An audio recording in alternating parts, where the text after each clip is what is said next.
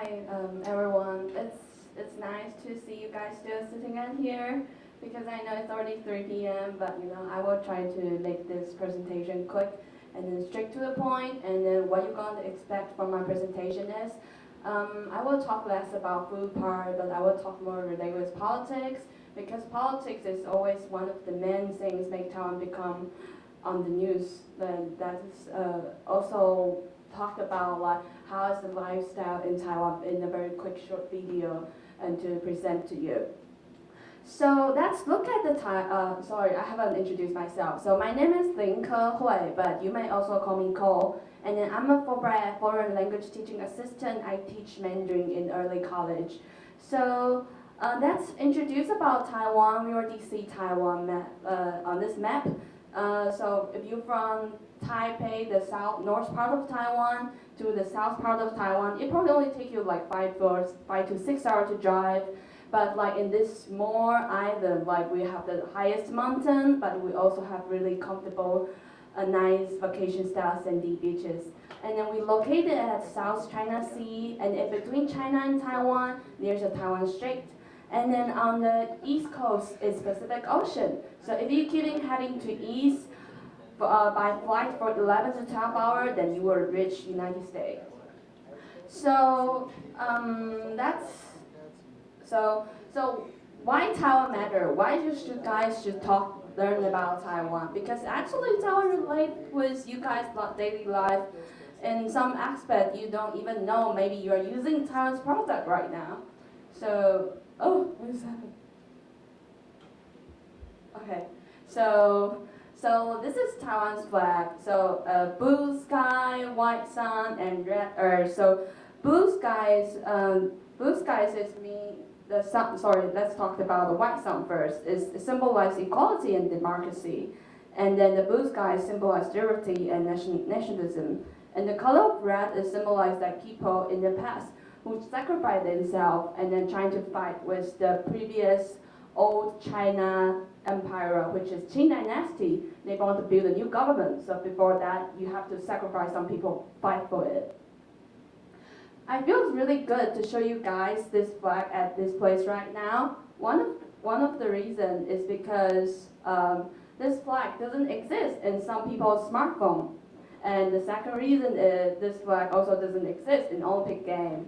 So if you set your phone's location into China, the emoji supposed should have a Taiwan flag won't be able to display due to some politics issues. And also, because during the Olympic game, they follow the One China policy. So in 1981, Olympic Committee, they compromised on this, like they will only allow Taiwan to compete without presenting itself as a sovereign nation. So we use Chinese Taipei as our flag to join the Olympic Games. So that's long story short, history. So let's talk about Taiwan and China's relationship. So let's look at where's the flag? Wait, sorry. It's supposed to have the flag on it, but it didn't show in the PowerPoint anyway. So on the left side is ROC, Republic of China, which our name is official name is Republic of China. Shortened is ROC, and then we call it Taiwan right now. And then we are the big brother who used to rule mainland China. And then there's a small brother, which is People Republic of China, shortened in PRC. And then so they have a fight like 73 years ago. And then during the Civil War, the big brother lose the war. So he retreat to Taiwan, bring a lot of people, and then Taiwan become ROC's only territory. So PRC become the person who own the mainland China. So if you go to any Chinatown in the US, you will always see these two flags are hanging there, flying. And then especially if you go to Chinatown at the beginning of October, you will see a lot of Taiwan flag out there because Taiwan's National Day is October 10th. So let's talk about Taiwan and US relationship. Taiwan has 14 former diplomatic allies, but US is not one of them. However, there is Taiwan Relationship Act since 1979. So this act mainly is like trying to, even like we don't have formal diplomatic relationship, but we use this act to keep maintaining Taiwan and the people in the United States still have culture, business, or other purpose. We still have some interaction, and to promise that we will never stop to have building relationship with each other. Besides of this, you probably won't know, in the past 5 years, the government actually also passed this full law. Taiwan's Assurance Act of 2020, Taiwan's Airlines International Protected and Enhancement Initiative Act, or Taiwan Travel Act, or Asia Reinsurance Initiative Act of 2018. So the Congress already passed this law in the past 5 years and trying to ensure that the people who are in the higher position of government between Taiwan and US, they can visit each other in a very respectful way. And also the Taiwan Assurance Act of 2020 makes sure US will sell Taiwan's armies relate with all kind of aspect of issue. They trying to make sure Taiwan and US still can trade and also make Taiwan feel more insecurity. That will be more colloquial way to say it. So let's talking about why this law exists. Also relate with back to 1928, Reagan president have the sixth assurance to Taiwan.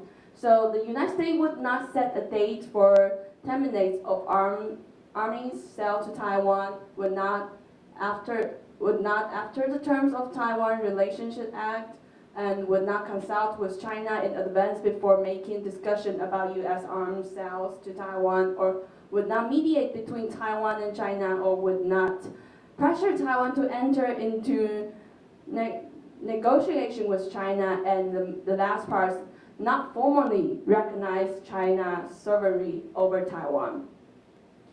So that's talked about how Taiwanese people think about the United States.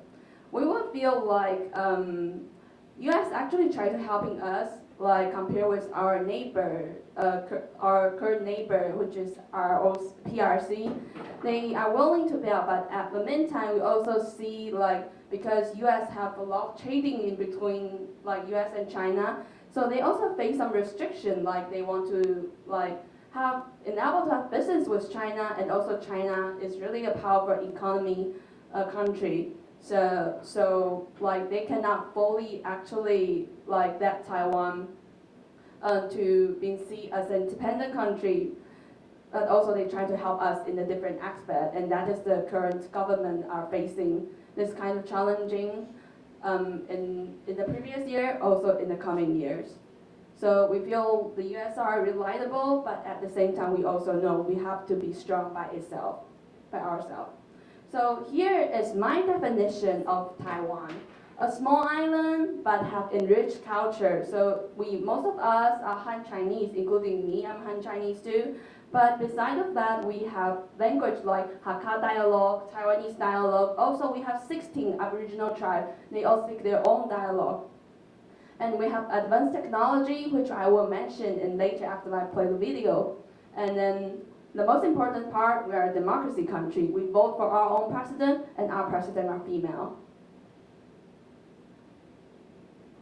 Markets, boba tea, stinky tofu, and free Wi-Fi. Taiwan is an island off the southeast coast of China, measuring 144 kilometers wide and 394 kilometers long. A luscious, mountainous, vegetation-heavy island with a humid, subtropical climate. Rainfall is incredibly common, typically coming from tropical storms called typhoons. You'll see locals carrying umbrellas at all time of the year, when it's hot and sunny, and when it's pouring rain. I feel like those umbrella hats from the 90s could really make a comeback here. Fun fact, there are 7-Elevens everywhere in Taiwan. While you can buy drinks and snacks just like you can in other countries, these 7-Elevens are much more versatile. Here you can pay your bills, buy baseball tickets, get your clothes dry cleaned, print documents, buy these stewed eggs. You can even pop a beer and kick it with your pals at 7-Eleven.